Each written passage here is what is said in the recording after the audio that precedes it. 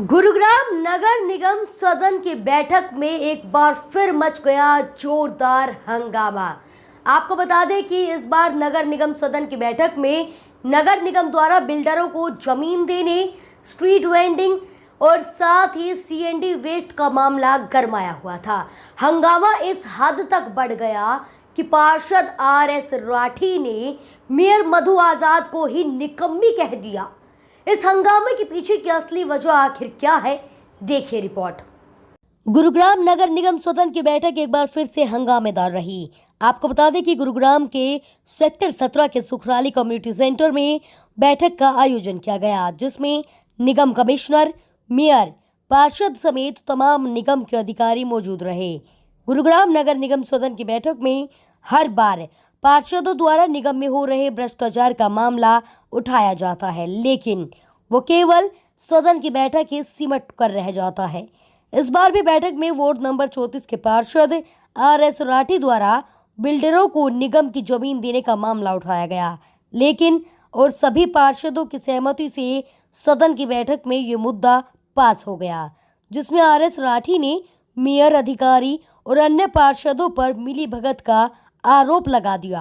RS Rathi ने कहा कि निगम की बेशकीमती जमीनों को बिल्डरों को दिया जा रहा है, जिससे निगम को करोड़ों रुपए का नुकसान होता है। इतना ही नहीं, पार्षद ने तो इस पूरे मामले में निगम से वॉकआउट भी कर लिया। तो वहीं पार्षद ने अपनी मर्यादा तोड़कर मेयर मधु आजाद को निकम्मी तक कह डाला। हाउस में एक एजेंडा था, वाटिका लिमिटेड को और हीरा बिल्डर्स को ज़मीन एक्सचेंज कर रहे थे रेवेन्यू रास्ते। तो मैंने कहा कि भाई आप रूलिंग दीजिए कि आप एज पर रूल 5 दिन पहले एजेंडा भेजना था। इन्होंने एजेंडा रात को भेजा है, सैटरडे रात को एजेंडा भेजा है, जबकि रूल के अलग है। उसके बाद भी मेयर ने अपनी पावर यूज़ के रूल दे दिया कि भी इसको पास किया जाए, जबकि रूल क्या कहता है, अगर उसके बाद रूलिंग मिल जाती है, उसके बाद हाउस के अंदर होता क्या है, डिबेट होती है।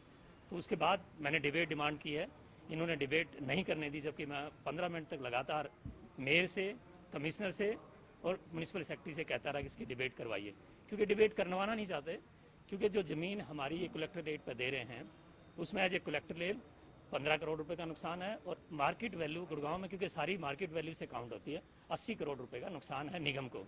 क्योंकि अगर निगम की ज़मीन ऐसे ही हम लुटवाते रहे तो आज हमारी एफडी 400 करोड़ रुपए की रह चुकी हैं, सारी की सारी ख़त्म हो जाएंगी, जबकि बिल्डरों से पूरे 80 करोड़ रुपए ये रिकवर कर सकते थे। ये बहुत ही असंभवनीय काम किया है कि जो हाउस 2 महीने में मीटिंग बुलाते हैं, उसके बाद डिबेट नहीं करते।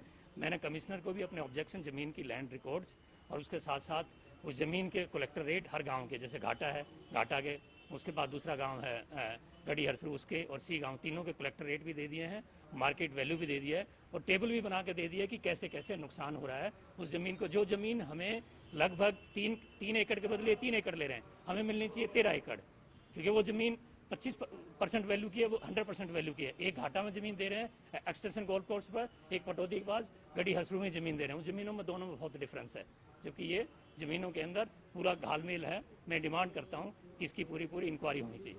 राठी साहब, शहर में 35 वार्ड, आखिर 34 जो पार्षद हैं वो सहमति जता रहे हैं, वजह क्या है? क्या मानते हो कि इसमें पार्षदों को भी कहीं ना कहीं कुछ?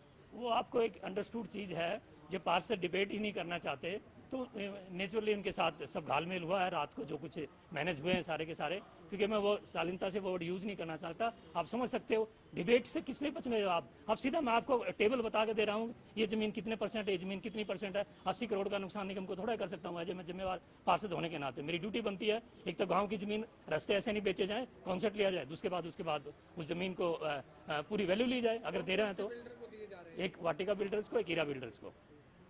शहर कौन से गांव में? गढ़ी हरसरू? हाँ, जो एक वाटिका की सी गांव की ज़मीन है उसको गढ़ी हरसरू में चेंज करके दे रहे हैं, और एक घाटा की ज़मीन है उसको भी गढ़ी हरसरू में चेंज करके दे रहे हैं, जबकि उसकी वैल्यू एग्रीकल्चर लैंड है, इसकी कमर्शियल वैल्यू है।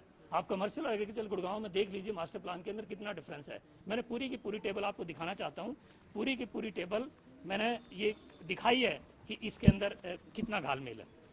सदन की बैठक से क्या वॉकआउट इसलिए किया क्योंकि जो सदन डिबेट नहीं कर सकता, गुड़गांव जैसे शहर की कॉरपोरेशन जो डिबेट नहीं कर सकती किसी इशू पर, और अधिकारी और खासकर उनका साथ देते हैं, तो मुझे शर्म की बात आती है कि हम मुद्दे पढ़ के आते हैं, स्टडी करके आते हैं, बताते हैं कि निगम को कैसे फायदा होना चाहिए। मैंने आपको पहले एजेंडा में देखा था 65 करोड़ के में 33 करोड़ रुपए का घपला है, और कहते जी B&R से मैं एस्टिमेट चेक करवाऊंगा।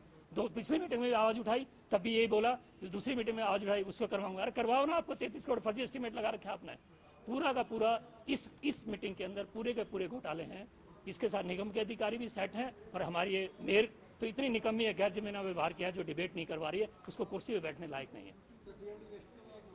CND वेस्ट का मामला है, लेकिन वो हाउस एजेंडा, देखो मैं एज पर एजेंडे के लिए डिबेट करता हूँ। CND वेस्ट का आज एजेंडे में पॉइंट नहीं था। अगर हम एजेंडे में देंगे तो नेचुरली ये भी एक कहानी है, उसको अगली मीटिंग में उसको करेंगे।